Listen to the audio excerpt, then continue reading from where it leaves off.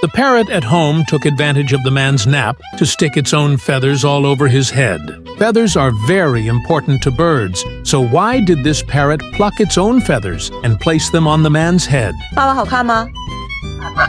不好看。